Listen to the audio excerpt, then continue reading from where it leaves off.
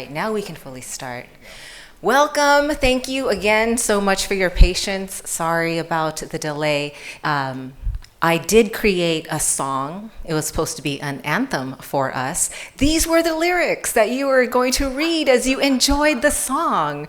But unfortunately, we are out of time. So if you are curious about the song, I will be happy to email you the link. And also, this is not a paid advertisement for Suno, but usually when I talk, I like to create anthems, and what I use is Suno AI. It is free, but you could pay like $8, $9 if you are so into music that you want it to be customized. All right. So I would like to start off just by welcoming you and welcoming our panelists. I will be the moderator for today. My name is Leslie Flores Belmonte. I teach work experience over at Chaffey College. I, at one point for 7 years, was a Guided Pathways Regional Coordinator for our state. And now all I do is AI. So thank you again for having us, for joining us today.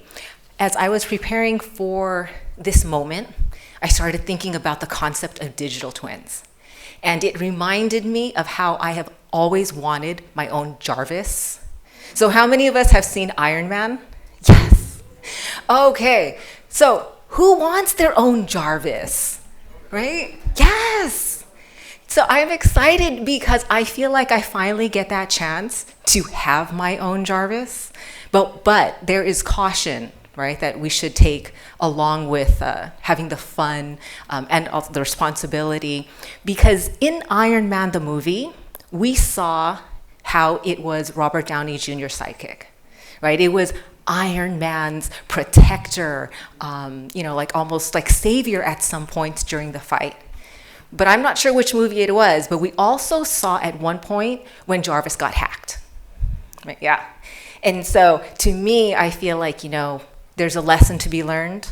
We each will have our own Jarvis, how we train it, and also how we care for making sure that it's not exhibiting risky behavior, and how we're implementing guardrails, right? It's going to be so important because we know that at any given moment, our Jarvis can turn against us, and that's the last thing that we want. So yes, while it is all fun and games having a digital twin, there must be something to be said of always making sure that humanity comes first, right? Our own personal wellness comes first. So with that, I would like to pass this on to our panel.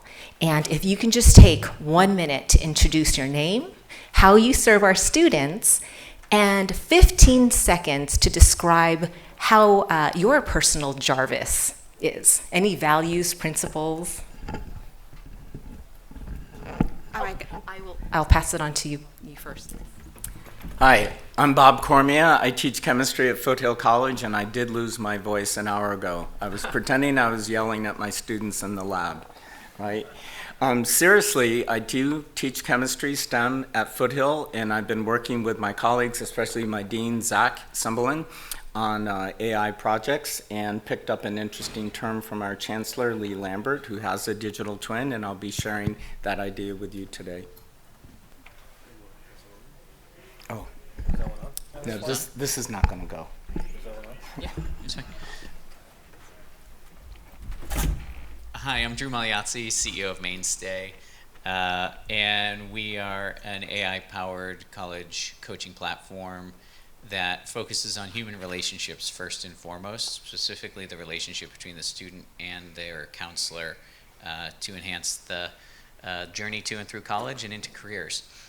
And my personal I like to talk to ChatGPT about the harebrained ideas I have that I'm too ashamed to talk to other people about. And it is, very encouraging, but sometimes a little too encouraging, because I think the best ideas often start out as bad ideas, but most of them probably should never see the light of day. So, yeah, that's my personal usage. Hi, I'm Vinny Faris. I'm the CEO of Link Systems International. We are nettutor.com, an online tutoring company that works directly with 105 of the 115 community colleges here in California, providing live one-on-one tutoring to your students. And I don't really know that I have a personal Jarvis like that quite just yet. There's still time. Okay, so it's my turn. I do have a personal avatar that I like to showcase. This is basically. Oh, you need a here, Michelle. Here, take this. So I do have a create a digital avatar for myself as introduction. That's being said, following the this morning's Chancellor Lee Lambert's introduction, instead of me talk about how great I am, my digital twin gonna talk about how great I am. Let me go ahead and just play it. Hi, I am the digital twin of Michelle Wu. I have a strong passion for education and technology, and I believe AI can greatly enhance the learning experience for students. By incorporating AI into education, we can personalize learning, provide real-time feedback and support, and improve overall student engagement and success. In addition to teaching and developing AI, I also mentor students in various hackathons and innovation challenges. My background in business, computer engineering, and AI has allowed me to see the potential and impact of this technology in various industries. I am excited to see how AI will continue to shape and improve the education. Thank you. Thank you. By the way, the script is kind of AI generated with my modification. So I'm not going to take all the credit that I wrote such a great bio. Thank you, Michelle. So, how many of us were impressed by the avatar? Hasn't it gotten just exponentially better than maybe a year and a half ago? Yeah. I had one and I showed it to my daughter, and it was so creepy because it was just kind of like the mouth, like the puppet, that she literally told me, like, turn it off. So I haven't updated yet, but I'm inspired now to see like how much better it can get.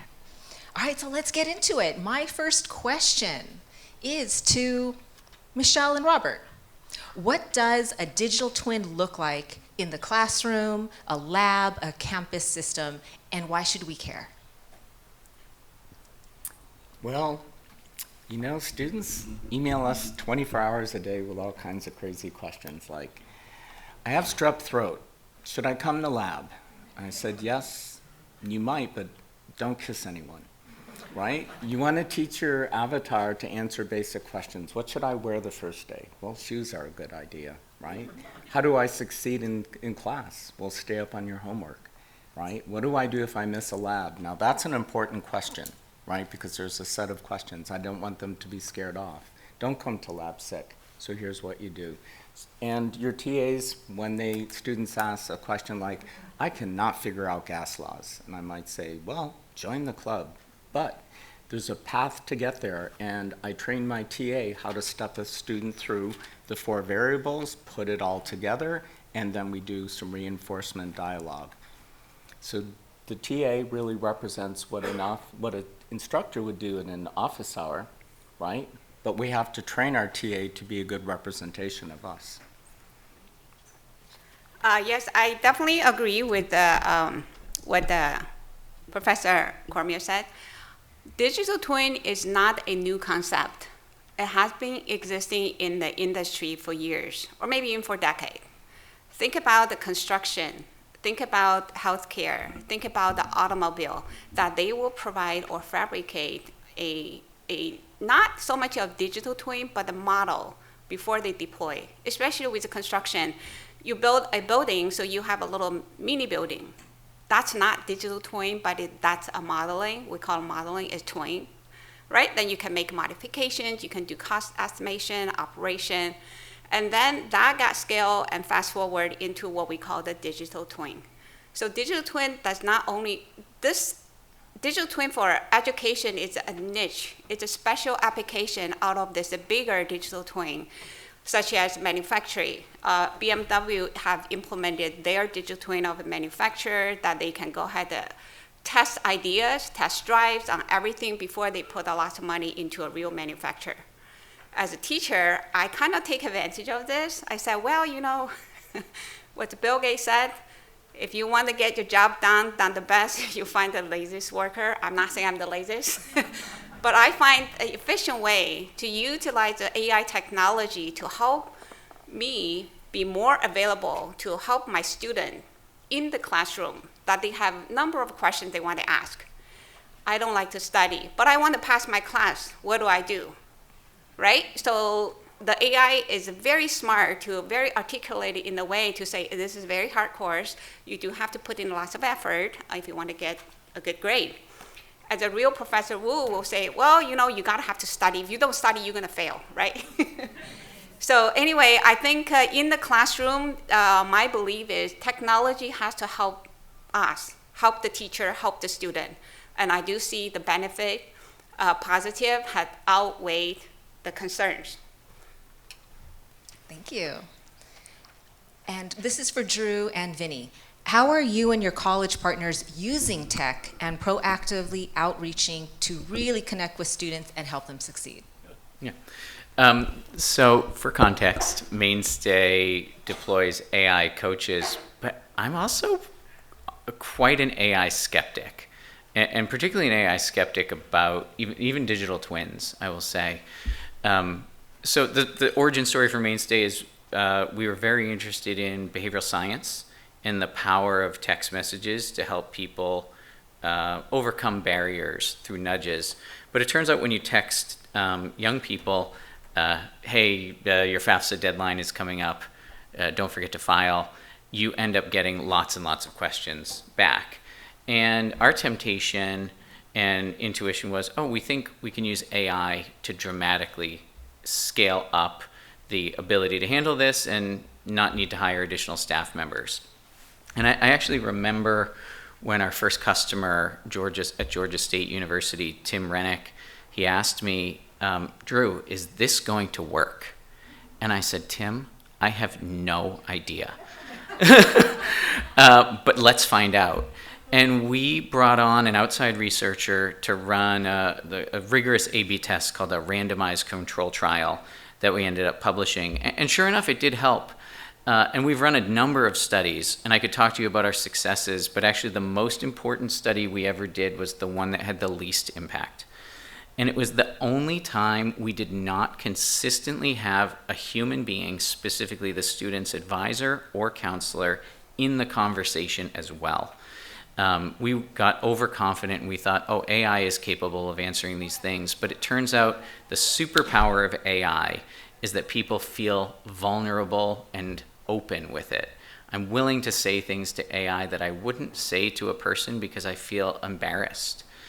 And this is great, but it turns out the flip side of this vulnerability and non-judgment is actually non-accountability. And without the human being in the conversation as well, if I say I promise I'll file my FAFSA by next Tuesday and I don't follow through, I didn't let anybody down. And so it's very interesting. The temptation with AI is it can do a job. But I think the next question needs to be, is that a job that ought to be automated? Just because it can be done doesn't mean it should be done. And for instance, I guarantee you Lee's digital twin could conduct today a 100% flawless wedding ceremony. And I'm sure nobody in this room would want to be married by Lee's digital twin. Sorry, Lee. Now, I'm going to eat my words, and tomorrow on Google News, there's going to be an article about some digital twin marrying somebody. But the fact is, just because it can be done doesn't mean it should be done, and I think we need to be very cautious and skeptical and rigorous in our measurement of what the impacts actually are of certain things. And maybe they are outstandingly impactful, or maybe they inadvertently exacerbate problems. We don't know until we try. And we have to know and measure carefully to figure out the things that we should scale up or the things that we should absolutely stop doing. Vinny? Oh, sure. Yeah, thanks, Drew. So at NetTutor, I wouldn't say I'm an AI skeptic because we do use AI, for example, we can now review all of the sessions using AI and flag sessions that might be a problem, where 5 years ago that had to be done very manually, which means we had to take sample sizes and we couldn't really look at 100,000 sessions a week. And now we can review them all and flag ones that we should go check. We use AI in our queuing models and some of our other technology, and of course as a business, we're using AI for all types of things around sales and marketing, business administration, data analysis. When it comes to tutoring, however, we are developing our lobby agent. If you know much about interaction with students in a tutoring model, there's a certain number of minutes required for me to figure out that that I know who you are, that I can confirm out what school you come from. These are things that a tutor knows, but we need to confirm. It looks like you came here for algebra. Sometimes they say, no, I'm here for biology, and we got to go back and pick biology. You picked algebra, and we're pretty confident that that can be done with a large language model. And then, so the first 5 to 10 minutes of the session might be able to be done by some type of AI agent. Schools, of course, would be allowed to opt into this. We wouldn't push this on schools as a way to save time. And then you could be turned over to a live tutor. There's a piece in between that we're certain, if I kind of know my answer, I'm just stuck on I knew this formula yesterday, I have forgotten it. For sure, ChatGPT, some of these other technologies, that student who's ready to do the work just needs to be reminded there's probably a really, really good opportunity for them to get that question answered. But if you know anything about tutoring, and this is face-to-face tutoring, this is advising when you're talking to a student, and especially online tutoring. When we say, how can I help you? A lot of the sessions start with, I don't belong here. And I do not believe that we are even close to any type of AI model that's going to be able to turn on the video, look at that student in the eyes, and say, listen, you do belong here, and we're going to do this together. And I know that there's, empathy being built into AI that says, good job. And I heard somebody was telling me that they were so proud that AI is teaching students to say please and thank you. That's all good and dandy, and I support it all, and I think that stuff is great. And by the way, we also use AI for our support bot. If you want to get tech support from us, we think we can get your question answered. If not, then you can ask for an agent. But the types of things that happen in a real tutoring session, the type of rapport you build, I don't think we're close to being able to say, and by the way, replace tutor with teacher, and all the teachers in the room will agree, AI can't teach. AI can give you some instruction, AI can ask you some questions, but AI cannot do what a teacher does. And so that's where we sort of at NetTutor just kind of draw that line, and we're going to go up to it, and maybe we'll go a little bit beyond it. But at the end of the day, we think that there's a human element that it's not going to go away for a while. Maybe someday. Amen and hallelujah. I would also add, what is the job of a teacher? Because it's not only, and we talked about this earlier, Vinny, not only being a subject matter expert. I mean, obviously people are incredibly decorated to be faculty, but the great teachers are the ones that motivate learners to struggle a little bit more than they would on their own. And that second part is truly extraordinary and really requires a human connection and trust and empathy, which AI might be able to mimic but can never replace. And we just need to be very careful about the relationships that we are developing and students are developing with AI. It's worth noting that the number one use case, it was number 2 last year, and it just became number 1 this year for Gen Z, is to use AI for companionship, like the social replacement. And they turn to it when they have good news or they have a bad day. And it is very interesting, possibly therapeutic, but we've been down this road before with social media where we thought we had a technology that was going to bring us together, and it has inadvertently driven us apart. I think we should be very careful and scrutinize what this technology is doing to our social connections. And so you're right, like anything that prevents us from being human beings together should be taken with a grain of salt. Thank you for that. I'd like to expand on that just a little bit and open it up to the panel. Just the concept of ethics. I always get questions about like ethics, and especially when it comes to like avatars and digital twins. So, in your own personal expertise, what are your thoughts on AI and ethics? It's open to anyone. Yeah. Well, I would just like to comment a little bit on ethical use of AI, because when ChatGPT first came out, the very, very first thing we had to do was reach out to all 500 or 600 of our customers and say, what is your AI policy? And of course, 599 of them said, AI policy? Should we have one of those? Typing 3 prompts into ChatGPT, taking what it spits out, copying and pasting it into Word and submitting it as your work is plagiarism, right? Nobody argues that. I think we all know that. I sat for the CPA exam in the 80s, and I wasn't allowed to use a calculator because accountants should know how to do the math. How dumb does that sound now, right? Like this is not what we expect. And so ethical use of AI is part of what we train our tutors to do. Using AI, so for example, asking ChatGPT to help you, I have to write this, can you give me some suggestions on prompts or some sources that I might get where I can go do my work? I mean, I think that's a good thing. Some colleges may still prohibit that. I mean, it's a college by college thing, but so I think there's always the right way to do things. Like, at the end of the day, if you think about it, there's a lot of ways to get there, and I think students know, and I think teachers know, and I think tutors know. Bring that to an AI front end and have that dialogue. What is your context? What is your direction? Why do you want to know the answer to that? So if a student asks me, I don't get it. I mean, atoms are fundamentally empty, so how are they hard and how could they weigh so much? And if I'm typically in a lecture thinking, oh God, this is a digression, right? I turn that into a prompt and I teach the entire class. There's actually an interesting piece here. So let's have that conversation. But when you go, as Michelle has said, you don't ask an AI engine, why are atoms empty? You might ask, what are they made of if they can be hard and empty at the same time?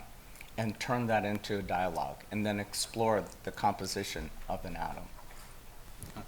Just a quick follow-up that also when I think in the classroom, lots of teachers kind of trying to accuse student or plagiarism or cheating because they have no control. So the way that I find the workout is I teach engineering graphics, right? Solid work. It's a theory. And those theory can be if I give like 10 questions, like a final or a midterm, say, hey, describe what's the orthographic view. Describe, what is the thread, blah, blah, blah. Those things can be done in 5 minutes, just feed into GPT and then come back and everything's done. But I didn't do that. I said, we are gonna have an oral exam and you can go look at GPT, you can do modeling, you can write anything, but the exam, you stand up there and you explain to me verbally. If you can remember all of the theory, you're done. I don't care how you study it. So we have to, I kind of feel like I tell myself, I have to change the way that how I teach to accommodate technology and what's available to students. That's great. At Mainstay, we have like our own internal, we call it our Hippocratic Oath of AI. I think we've had it for like 5 or 6 years. And it's pretty simple, actually, and I'd encourage you to just think about the principles for yourself, what standards you want to hold yourselves and your colleagues to. But it's things like start with why. Like what are we trying to achieve by implementing AI in a new area? Because we're always trying to push the boundaries. Although I'm the AI skeptic, we're still forging ahead. We're just doing it with eyes wide open. So start with why. What outcome are we hoping to achieve? Do we want to increase enrollment, increase persistence to a degree, reduce DFW rates? You name it, we want to measure it. The second is to be proactive. If you create, it's very much like the build it and they will not come. You have to actually bring the technology to people. So typically the medium we use is text message. We're pushing things to students directly on their phones frequently. And that is the way to reach the students with the least help-seeking behavior. Frankly, the students who are coming to your website and interacting with a widget are the ones who probably are going to solve the problem. The ones you need to reach are the ones who maybe aren't even thinking that they have a problem or don't know what they don't know.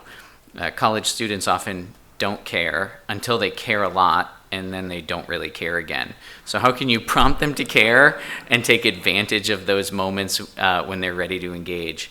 The second is we're very cognizant of wanting to enhance human relationships. Like, are we getting in between people, or are we bringing people together? And that's a question we ask ourselves all the time. We're human-centered in the sense that we want to center on relationships that humans have. And then finally, we measure what matters because the Hippocratic Oath suggests that you should do no harm. So what are the actual results? You can think, and even positive results can be a distraction sometimes, because is it positive for everybody, or is it only positive for some and others are being left behind? So being very cognizant of measuring the outcomes for all students and all subgroups of students, not just in aggregate. And those tend to be the things that guide us, but maybe something different guides you. But I encourage you to think hard about, hey, what really matters, and what do you want to hold true whenever you're implementing AI in a new way in your school, your classroom, or any setting that you have. Thank you for that. You guys are giving great advice. Here's one question. It's a little bit related to advice. What's the best advice you'd give campus leaders who want to adopt these tools, especially when there's fear or resistance to new technology? I'll go for this. Let me take a shot at this. I may be offending all the leaders in the room. What is the best advice for my technology perspective? I think the attitude is very important. Openness and the encouragement. So let's say take a Chancellor Lee. I go up to him. I say, I got this thing, right? This technology. He could say, I'm not interested. Guess what's going to happen? It brushed under the rug. Whether it's good or not, if he could say, Michelle, go for it, and let's see what comes out of it, right? So I go ahead and do something. Maybe it's good, maybe it's bad, but at least that's to really be open-minded, encouraged. That's how the innovation happens. 1 out of 10, maybe 1 out of 100 ideas is going to be scaled up, like a Google, for example, 20 years ago. It's Google. Who cares about Google? But somehow somebody going to invest lots of money, and that VC have made tons of money, right? Super wealthy, whether Sequoia or A to Z or Mark Anderson. So I think my advice is to just be open-minded, be encouraging, and supportive. That's very important. I mean, you don't have to know everything, but just know that we are here. We want to make an impact, and we want to make the world a better place to live. Now we think about technology. Chancellor Lee Lambert said it really well. We want to make an impact, make a positive impact to let people use a technology tool and to help people. So that's what it is about. Building on that, I think that's great. We've implemented AI at hundreds of institutions. In many cases, we're like the first AI implementation. And there is always fear, uncertainty, and doubt at almost every level. And I've learned there are like many, many ways to fail, but there are only a few ways to succeed. The surefire, most reliable condition for success is a culture of innovation. And if you want to encourage a culture of innovation, counterintuitively, I would strongly encourage any leader, and frankly, we are all leaders, to celebrate failure. And you're like, what? Why failure? Shouldn't we celebrate the success? And you're right, like 1 out of 100 things is going to succeed, but there is no failure if you learn. And if you shine a spotlight and celebrate the people who are taking the risks and have them from the mountaintop shout what they have learned, because no matter what, if you learn, you have not failed, you have advanced the ball forward and at least helped someone else not step in the same pothole that you did. The culture of innovation that we've seen work the best are places that are constantly experimenting and celebrating not just the successes, but actually giving more attention to the things that didn't get off the ground or didn't fully accomplish what they set out to do. It's counterintuitive, but it is a surefire way to succeed in an uncharted territory. Yeah, thank you.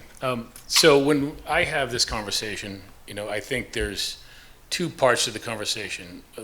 The first is that our pace at which we adopt technology is so fast now that I don't think we want to do this isn't really a great answer as an academic leader or any kind of leader, because maybe you don't, but the students are going to do it, and if you bury your head, you're only hurting yourself. I mean, we launched online tutoring in 1996, and I would call schools and I would say, it works on a 9600 baud modem. So if you know what that is, and you're as old as I am, and they said, that's great, nobody has internet at our school. Well, we don't hear that today. So to avoid AI is just a terrible mistake at any level of an institution because it's happening. The students are doing it, so might as well get into it.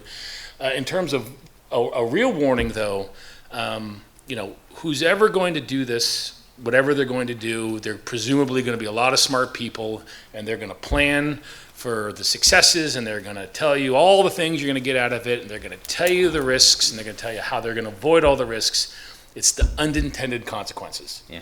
You don't know what you don't know until it happens. And that happened with ChatGPT when it first came out, and then all of a sudden, the next thing you know, ChatGPT is saying some pretty terrible things they didn't think it would say. They didn't realize that was just AI being AI, and so they've put some filters on it. And so, whether it's your avatars or whether it's anything I do, or just you don't know what might happen, good or bad. You might find really good unintended consequences. But those need to be planned for, prepared for, and then you just have to kind of fess up that it happened and then figure out how you're going to fix it or regroup or take it down before you put it back up. But that's usually the way the conversations I have go. Okay, so what challenges come up when you try to scale these innovations across multiple departments or campuses? People. Yeah, people are the problem. But they can also be the solution. Okay. So Georgia State University, they were our first partner. They actually have a really wonderful policy. So they set up, and we're coaching at their campus about 50,000 students. And they are incredibly clear. Like, this is a line of text messaging directly to every student in an instant.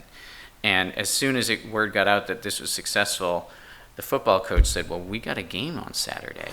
We got to get the word out, get people to the stadium. And another department came and said, well, we want to message them. And the risk is that we would do to this medium the same thing we did to email, which is encourage students to tune out because it is full of things that they don't care about. So the value of texting, for example, is that its strength is also its like really narrow limits, and you have to focus the messaging. So what they did is they actually had one person for the entire campus in charge of what messages went through our platform. And they gave her the mandate, if it isn't designed to achieve student success, meaning help more students persist to a degree, the answer is no. And having a clear why they are doing what they are doing was the thing that allowed them to say no to everything else so that they could say hell yes to the very small subset of things that were actually going to achieve the goal. And the number one advice I always give to people is start with why and never deviate from it. Know what your North Star is. And I would say that is the best way to cut through like the murky territory of like human beings all having their own competing priorities, particularly, and when something is gaining traction, like everyone wants to pile on, less is often more. Yes, absolutely, I agree. From the higher leadership level, I think it's very important to provide a clear, common vision that the people under the leadership had this common view and common goal, knowing that where we're going. Even though cross-functional, cross-department may not agree with the priority, but we know that from the leader, the captain of the ship, to say this is the direction we're going to go, I think that will help a lot in the collaboration of each department, each schools even. So I think from that level, it is very important. At the lower level, I think what's important things, for example, we do this pilot project, right? When you start and trial and run, when you have a success, you celebrate it, you advertise it, you tell people to say, hey, we did this and this is successful and you will benefit this. This is a way to convince the people that you're across department, you're a colleague, that to jump in. And of course, I have maybe some incentive that's up to the management. But I think also once the people see the benefit, they will be able to more willing to cooperate to convince the people. But if you can't force anyone to do something that they don't believe in. So you gotta have to say, this is what I did and this is how I benefited.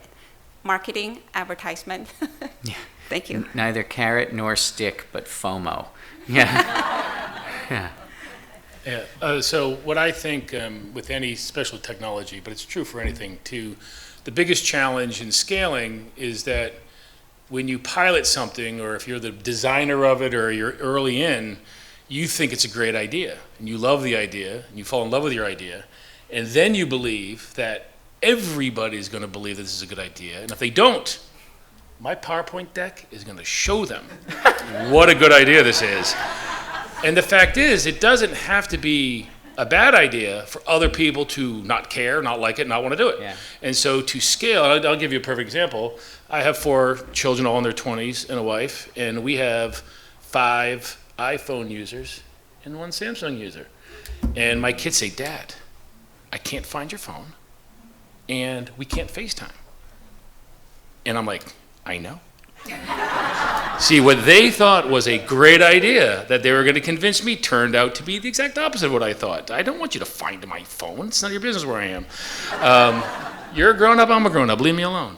So anyways, I think that tends to be the biggest challenge. I imagine you guys will experience this too with digital twins, is that it might fit in some departments, other departments it won't be a good fit for. Some classes, maybe it's okay to send your students to something virtual to get answers. Other kind of classes, I think students might find themselves entirely offended that their teacher won't directly respond to their email and then being sent to an avatar. So I think doesn't mean it's not a great idea, and it doesn't mean it doesn't work in certain circumstances, but I think, global adaptation of anything, it just gets hard the bigger you try to spread it. Absolutely, I agree with that. Adoption is always follow Gaussian model, the bell curve. You have the beachhead, the top 5% that just grabbed adopting everything emergent. Then you have the 90% of the bell curve in the middle, right? Then you always have that 5%, no matter what you're gonna do, they're not gonna be on the ship. So I think we should allow everybody make it their own decision, and they decide when they want to join and when they want to move. I also think the question we ask is important, because oftentimes we're saying, and the news is terrible, and the headline is AI achieves blah, blah, blah outcome. Or I remember when we had our first summer melt thing, it's like AI solves summer melt for Georgia State. Well, AI didn't do anything. Human beings did it.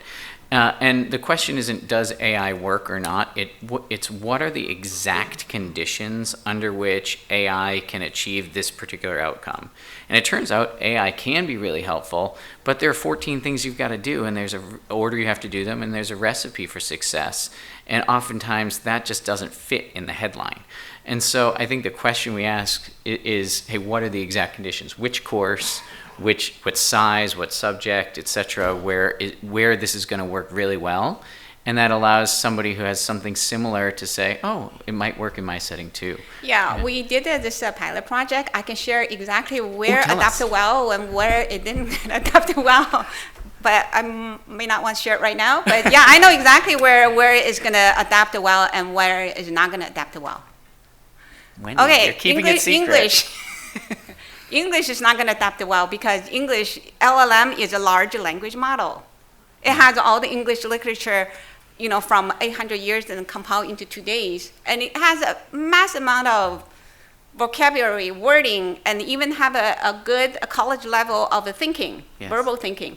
So the English definitely would not adapt well, say that we're not going to use AI. But with AI, you do replace a lot of classical or legacy English teaching curriculum.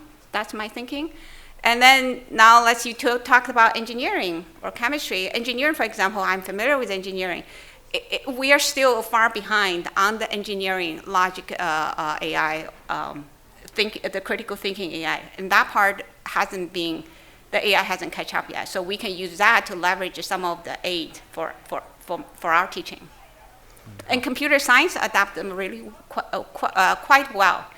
I mean, when we did this pilot project, we have the fastest adapter are computer science professor. They're very talented. They figure out everything. They just boom, it just comes out. So they adapt the quickest.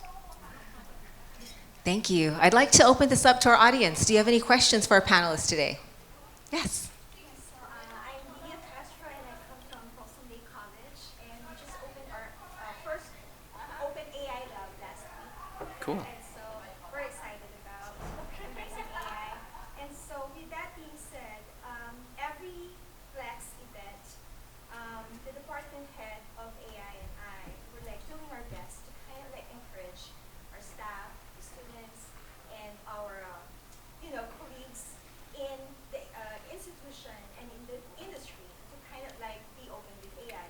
Now my question is, are we kind of like redefining our role and responsibility as educators? Because it boils down to when we present, not everyone are acceptable with the idea, and most of the time like there are refusals, and we'll hear kind of like you're adding work to what we're doing right now. So with that being said, with a teacher saying that, and me like formulating this kind of like, I'm doing like a no-code app right now, utilizing MP65, which is really cool. And I'm trying to kind of like teach that tool, but then there's some refusal with those technology or tools. And with that formative assessment being offered to my students, the students won't do such formative assessments without me giving kind of like an incentive or a grade to that. So I just wanted to go back into our definition of as an educator, because everything boils down to the same course policy, and now we're adding AI policy. But how many in this room have developed their AI policy? So I just wanted to go back to that as a baseline.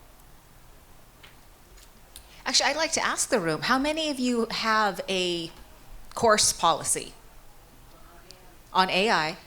Wow. What about a department policy when you're working together as teams? What about an institutional AI policy? Okay. How many of you have a personal AI policy? I love that. Okay. Thank you. But yes, that's definitely something that has to be revisited. And I don't think it's something that we should only do as individuals, because again, we're using AI together, right? This is the world where AI is just now a part of our teams, it's a part of our ecosystem, and the more that we are all on the same page, the easier it's going to be for our students to work with us, right? Can I plug the last panel? I don't know how many of y'all were in here for the last panel, but it was freaking awesome. I mean, and the person who was the faculty member in, I think, English composition was like a master class in how to run a course with AI. Yeah, you're nodding back there. And he even cited this list. I was trying to write it down, so if anyone knows it, of like the 150 different policies from courses. What was it? Dr. Lance Eaton. Eaton. Yeah. On Substack. Dr. Lance, I was like, I want to find that. Check that out. You'll get 150 different policies that you can learn from and hopefully assemble your own. Great to get inspiration. Thank you. Yes. So I have a comment and a question. And I also just want to, I was in the digital twin pilot that Michelle was talking about. I was the one English person on there. So I just want to say there are applications in English, but you just have to, it's a different problem that we're trying to solve if you're using digital twins or anything like that, AI. So my question for the panel is, what is the problem that you think a digital twin could solve? That's on my next slide. Oh, You don't mind? go for it. Yeah, there you go. While you're looking for that, I'll share a problem. So I made a digital twin once. We have James at my company. He's a senior product manager, and he is a rock star. And every time somebody has a product question in Slack, James is answering, like in 5 minutes. He's unbelievable. And I thought, oh man, James is so incredible. He's got all this knowledge in his head. I should just like scrape everything he's ever said in Slack and create like a digital James to save him a ton of time. Because that's actually not his job to answer those questions. His job is to build the product of the future. And I built it and I showed it to him, and he hated it. He was like, I can't believe, he's like, one, this is cool. Do not show this to anyone. Do not let anyone use it. And I was like, James, why? This is going to save you so much time. And he said, no, I like the questions. And I was like, but they're distracting you. He goes, Drew, you don't understand. These are opportunities for me to connect with my coworkers and often uncover things that I never would have understood about our product until I asked the second and third order questions and went deeper with them. So you only see the questions and answers in the main thing, but like these are opportunities that I'm servicing to learn things that I couldn't learn any other way. And I was like, oh yeah, you're right. So I scrapped it. But it's interesting that you can have unintended consequences. But yeah, I'd love to know, Wendy. Well, Chancellor, thank you so much for asking. I had the thought about this beforehand. What problem are we solving? We talk about digital twin, we talk about anything. Any entrepreneur you would know, when they come up to their 30-second pitch or their 5 minutes presentation, the first thing they say, what problem are we having? What is the solution? What problem are we solving using the digital twin? So from only the education college level, we have reduced the faculty and staff workload. When I first started with the Foothill College last September, I have this teacher was very kindly mentor me to say, you need to do this, this, this. By the way, I have 50 students. I'm so stressed out. I'm overworked. And I try to set up 20 minutes with each student per quarter. That's 1,000 minutes. So then immediately I say, okay, I have my mind to say, how can I solve this problem, right? So when you have a digital twin, I say you could have maybe something automated and talk to the student, gather the feedback, and keep the log, and then you can review it instead of face-to-face. The second is to increase the student support level. Digital twin can have 24/7 support. It doesn't get sick. It doesn't require office hour. And also, it's very scalable. When you physical person, you meet student one-on-one.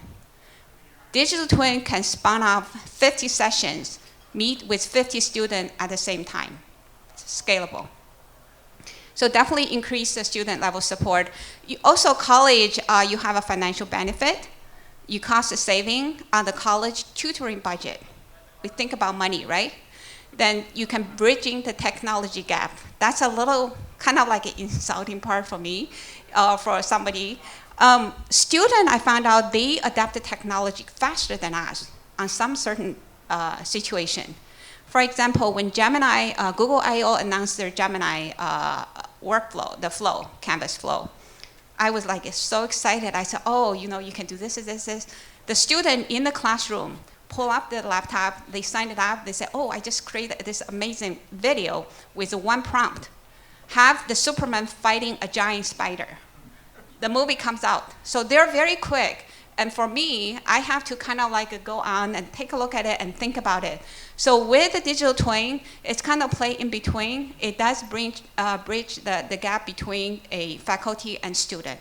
That's just my personal opinion. I wonder if I could. Yes. Sure. Chelsea, thank you for that question. I would like to introduce an idea, a little bit orthogonal, but straight to Chessa's question.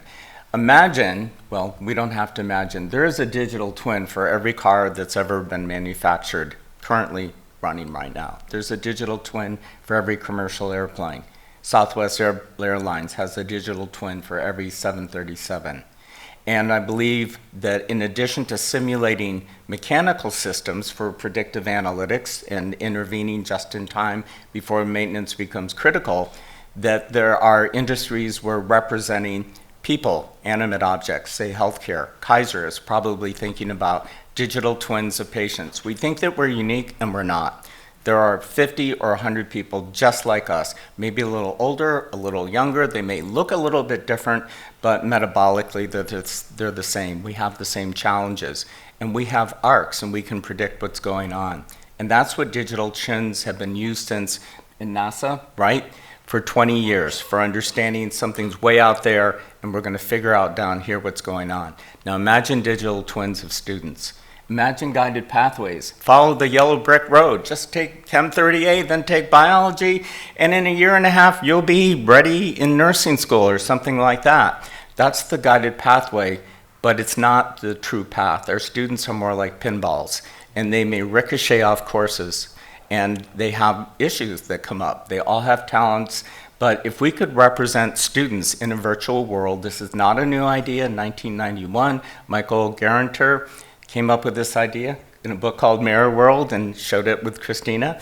And this idea was actually stimulated by Lee Lambert, who mentioned this word about maybe a year ago, and I thought, heck, that is so interesting. What if we represented molecules? And I thought, wait a minute, I'm in education. What if we represented students and really took all, not their transcripts, but in addition to that, their abilities, their associations, their affinity groups, do they have internships, where do they work, do they have housing insecurity?